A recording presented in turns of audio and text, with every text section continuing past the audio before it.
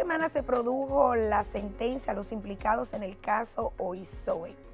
Parece mentira, el procurador destacó y, ¿por qué no?, se sintió muy contento porque así lo expresó y dice que esta condena de 6 a 5 años a los implicados en este caso, pues es un logro de la lucha contra la corrupción.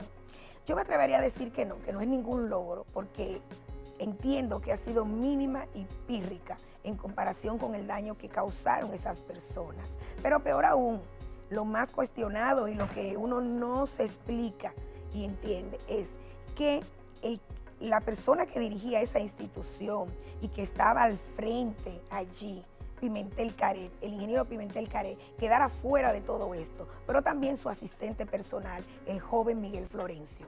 Todo el mundo sabe cómo operaba allí la mafia, todo el mundo sabe lo que se movía en esa institución y cómo estaba estructurado todo ese entramado mafioso, y que no era ajeno a al incumbente y por supuesto a su asistente. Todo el mundo lo tenía claro eso, todo el mundo.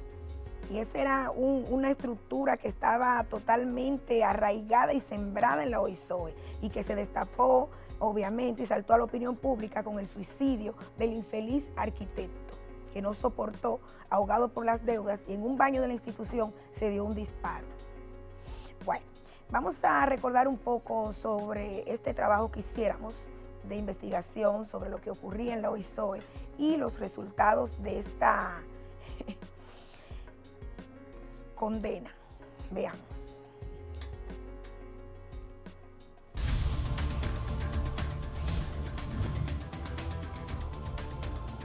Mediante el decreto número 1261-86 de ese mismo año, surge la Oficina Coordinadora y Fiscalizadora de Obras del Estado, con el objetivo de coordinar y fiscalizar la construcción de obras realizadas por el gobierno dominicano, bajo la instrucción inmediata de la Presidencia de la República, que para ese entonces pertenecía al extinto líder reformista Joaquín Balaguer.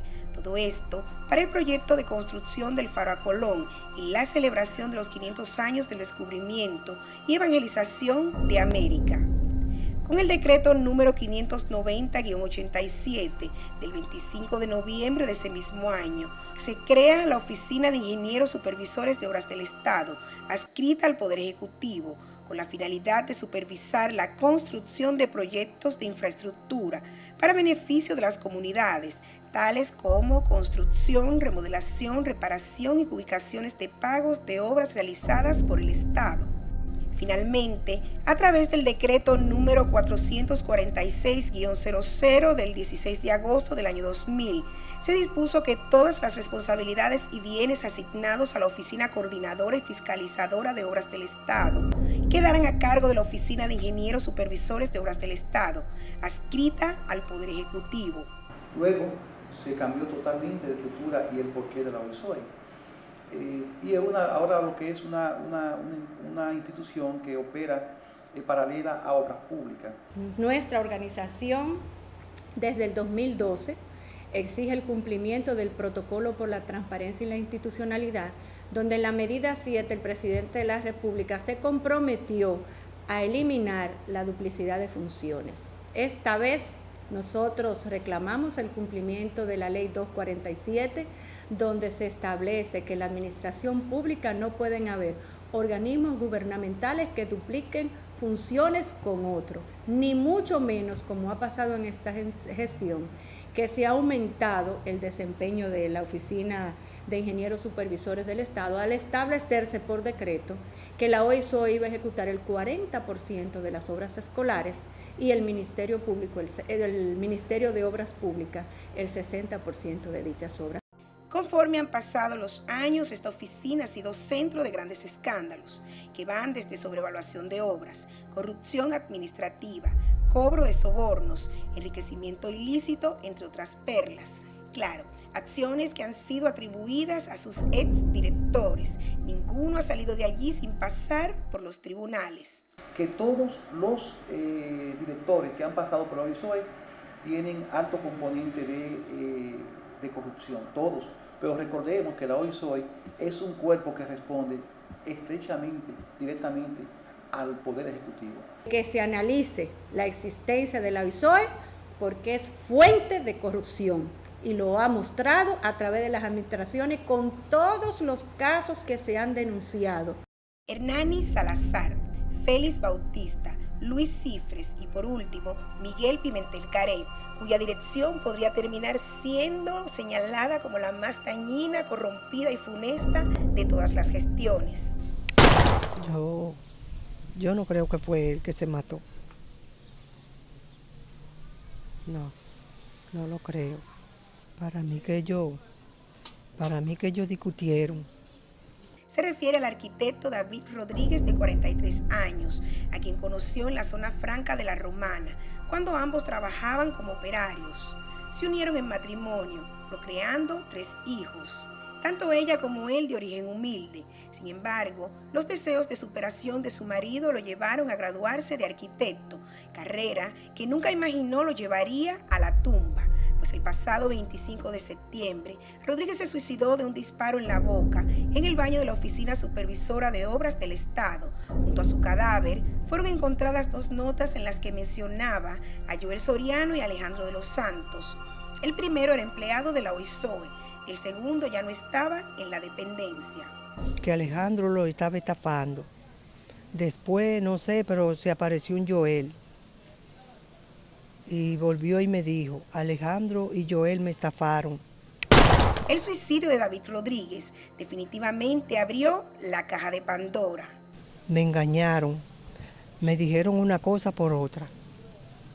El arquitecto David, el pequeño empresario de la construcción, David, no lo hizo al azar. Nosotros creemos que él se inmoló para que se conociera su situación, para que sepa la situación que estaban pasando las pequeñas empresas de la construcción en la República Dominicana. A raíz del suicidio, de inmediato se abrió una investigación. La Procuraduría Especializada de Persecución de la Corrupción Administrativa, PECA, apresó a 3 personas, a las que señala como integrantes de una mafia que extorsionaba a pequeños empresarios de la construcción, a través de lo que se conoce como la línea de crédito implementada por el gobierno de Danilo Medina para el inicio de las escuelas del programa de edificación escolar. Obras obtenidas por sorteos, con los que se pretendía acabar con el método grado a grado y la corrupción. Sin embargo, el remedio ha sido peor que la enfermedad. Ahora, recordemos que un préstamo que lleva, que está como línea de crédito que para construcción, debe necesitar también un flujo constante. El banco requiere pagos a tiempo oportuno, requiere estabilidad con los recursos y mucha organización. ¿Y cómo carajo va a estar un pequeño empresario de la construcción organizado y cumpliendo con sus pagos si no le pagan? Alejandro Isidoro de los Santos, Joel Soriano y Rafael Pérez Alejo, hasta ahora son las personas que han sido sometidas y que cumplen medidas de coerción por la supuesta entramada mafiosa que provocó la muerte del arquitecto David Rodríguez. ¿Por qué el Ministerio Público no viene e interrogó a ninguna autoridad de educación? ¿Por qué ahí no se trajo el contrato del Banco de Reservas, donde este desdichado arquitecto ya llevaba 11 millones de préstamos? 5 por Reservas, que prestó válidamente, y 6 millones de una constructora, porque educación no pagaba. O sea, el problema hay que buscarlo en educación. Se hizo justicia, se comenzó a hacer justicia. Dictó medidas de coerción consistente en prisión preventiva. Estableció que habían suficientes elementos probatorios para tipificar corrupción administrativa, extorsión, falsedad y una serie de elementos graves en perjuicio no solo de nuestro representado, doña Montilla, la esposa, viuda del arquitecto David Rodríguez, sino además en perjuicio del sistema escolar dominicano. Un detalle que llama la atención es la presencia del destacado jurista Carlos Balcácer como abogado defensor de Alejandro de los Santos, pero aparentemente tiene su explicación, y es que resulta que Balcácer aparece en la nómina de contratos por servicios profesionales de la OISOE del mes de marzo del 2014 como asesor y abogado externo, con un sueldo de 60,000 pesos, con fecha de ingreso de mayo del 2013, lo que quiere decir que la defensa del principal acusado es pagada con dinero del Estado, el mismo que supuestamente ha sido afectado con la acción de este imputado. Entendemos que todos debemos aunar esfuerzos de que se haga una investigación profunda. Sin embargo, muchos se preguntan, ¿están todos los que son? Lo dudamos. Vamos a revelar algunas cosas y saquen ustedes sus propias conclusiones. Nombre: Alejandro Isidoro de los Santos. Cargo en la OISOE. En la nómina aparece como técnico 1. Era director de edificaciones escolares. Devengaba un salario de 60,000 pesos. Según la acusación, De los Santos cotizaba en ferreterías y otros centros comerciales cuando los ingenieros no tenían recursos para terminar las escuelas, y él los facilitaba cuando su jefe inmediato, el director técnico de la Oficina Supervisora de Obras del Estado, José Florencio, le daba el dinero, y al final, cuando se terminaba todo, hacía una cesión de crédito. Le correspondía como ganancia por sus diligencias el 40% del valor de la obra, dinero que dividía con Florencio. Hay partidas hay partidas que no están contempladas en el presupuesto, entonces muchas veces el ingeniero, el pequeño constructor, el empresario, tiene que comenzar a trabajar por partidas que no están estipuladas en el presupuesto. Eso quiere decir que entonces no la puedes ubicar. Al no poder ubicarla, volviendo a la obra de 10 millones de pesos, le dan un avance de 2 millones. Y si él gasta los 2 millones de pesos en partidas que no son ubicables porque no están en el presupuesto, automáticamente él le está quedando mal a la institución, está en rojo, no tiene dinero, no tiene forma de cobrar. Ahí hay un limbo. Ya él cayó en un limbo que no tiene forma de salir, salvo no aparezca una buena mano que le diga: ven, que te voy a ayudar. Se dice que De los Santos era un hombre de confianza del pasado director, Miguel Pimentel Caret, renunciando un mes después de la destitución de este. Del 2008 al 2011 se desempeñaba como asistente de la Dirección de Mantenimiento Escolar del Ministerio de Educación, de donde fue cancelado por pedir dinero a contratistas para agilizar pagos. Estaba bajo la dirección del ingeniero Giovanni Romero. De los Santos es llamado a la OISOE con las mismas funciones que tenía. Y Romero pasa entonces a ser mano derecha del actual ministro de Educación. Ojo con eso. Ojo con eso. Nombre: Joel Soriano. Cargo en la OISOE, coordinador provincial. Devengaba un salario de 39,000 pesos. Según la acusación, intervino con un grupo de obreros a los cuales pagaba en efectivo la escuela que construía el arquitecto suicida David Rodríguez. Supuestamente la intervención de este era luego de que ya se cierra el contrato de cesión de crédito con algún contratista. Salvo no aparezca una buena mano que le diga: ven, que te voy a ayudar. Entonces esa buena mano es el que entonces le prepara el presupuesto y le manipula las partidas. Mira, esa partida es mía, esa es mía, esa es tuya. Y así lo va llevando al contratista, al pequeño empresario de la construcción, desde el inicio apretado, ahorcado, desesperado, quebrado. El banco te aprieta en términos económicos, pero el banco no te amenaza físicamente. Nombre: Rafael Alejo Pérez. No laboraba en la OISOE, pero sí iba diariamente. Era conocido como el hombre del maletín. Supuestamente era asistente de los Santos. Según la acusación, Pérez Alejo, quien también era definido como el hombre de los anillos, era la persona que recibía el dinero en la OISOE y acudía a las obras donde contactaba a subcontratistas específicamente ligados a jardinería, electricidad y ornato de diferentes obras, donde realizaba entrega de dinero en efectivo, sin recibo y que no quedaba registrado. En uno de los interrogatorios dijo lo siguiente: yo no tenía maletín, el maletín lo portaba Alejandro de los Santos y él me decía: dale tanto al ingeniero, tal para terminar las obras. Argumentó que para la entrega del dinero se trasladaban en ocasiones a escuelas y en la OISOE, en presencia de los Santos, el ingeniero a cargo de la obra. Esos pagos a veces se hacían en efectivo o en cheques. Su pago era lo que él llamó en los interrogatorios como contribuciones, que iban desde unos 40 hasta 50,000 pesos. Se supone que una obra no puede subir más de un 25% y estamos viendo donde casi todas esas obras han subido más de un 100% a ejecutar. Está más que claro que era una red con mucho poder y dinero, lo que nos hace pensar que es imposible que solo se limite a 3 personas. Hay nombres que están siendo mencionados y que han quedado fuera hasta ahora de la investigación, como son el de Miguel Florencio, Pimentel Caret e Ildenny Florencio. Pero ¿quiénes son los Florencio y por qué son mencionados en esta historia de soborno, chantaje y extorsión? José Miguel Florencio Esteves, de 32 años, sindicado por uno de los imputados como el verdadero hombre del maletín, es ingeniero de profesión. Era tenido como uno de los hombres de mayor confianza del anterior incumbente, Miguel Pimentel Caret. Incluso llegó a la OISOE por este. Aparecía en la nómina de la OISOE con un sueldo de 62,250 pesos. Hace un año Florencio fue acusado por un grupo de ingenieros de San Juan de la Maguana de que les tenían gavetados los expedientes para que Hacienda les hiciera el pago de 72 millones de pesos que le adeudaba la OISOE. También ha sido mencionado un grupo de empresas y contratistas de amigos y relacionados que han sido beneficiados por este. Entonces, esas mafias han estado sacando miles de millones de pesos. Miles de millones de pesos han capitalizado esas mafias.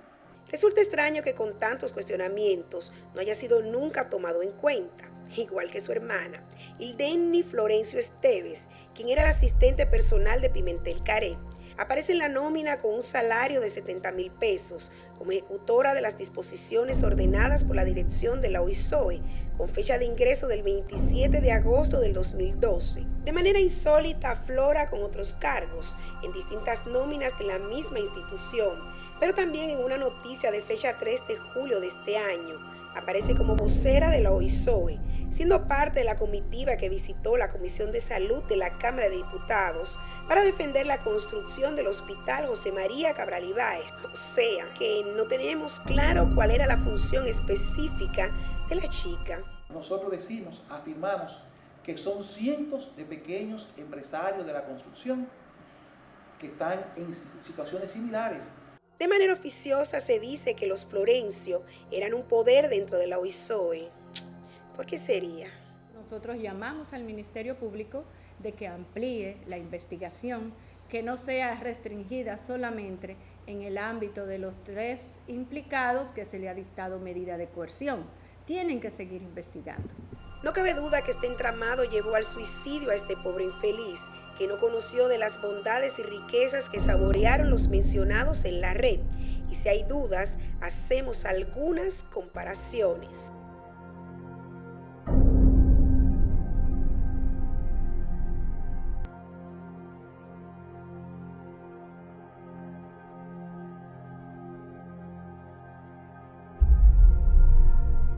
Yo le decía, bueno, ya vamos a tener una casa.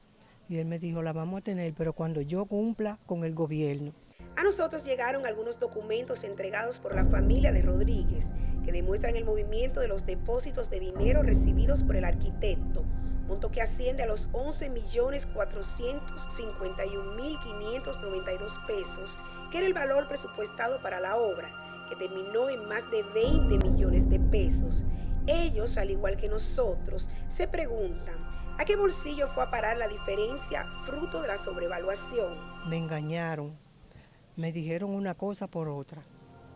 El presidente de Copimecon asegura que al igual que David Rodríguez, hay decenas de contratistas ahogados por las deudas y víctimas de estos mafiosos. Ellos tienen miedo a represalias del Estado.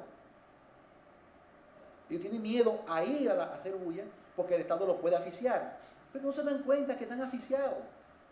No cabe duda que es un escándalo que pone en tela de juicio la participación de algunos ministerios. La sociedad civil pide una investigación profunda. Hay que hacer investigación de todas las obras ejecutadas por la OISOE, pasadas, actuales, porque sí, la OISOE, como dicen algunos, es la fuente de corrupción en estos momentos, y las escuelas construidas son los testigos de esa corrupción. Por el momento, hasta aquí esta parte de la historia, que de seguro continuará, porque mientras más se bate, más apesta.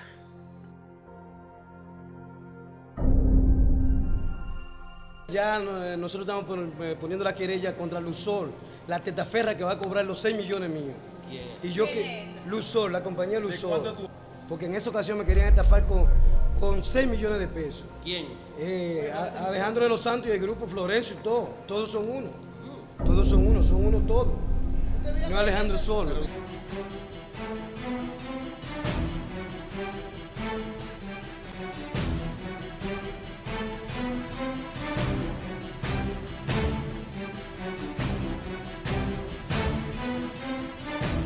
No estamos conformes, porque es demasiado poco. ¿Qué ustedes esperaban? Por lo menos 20 años. Limpiar mi nombre, el mío, de mi familia, y dar la cara frente al país de que todo se ha manejado con la ley, con diafanidad, con pulcritud.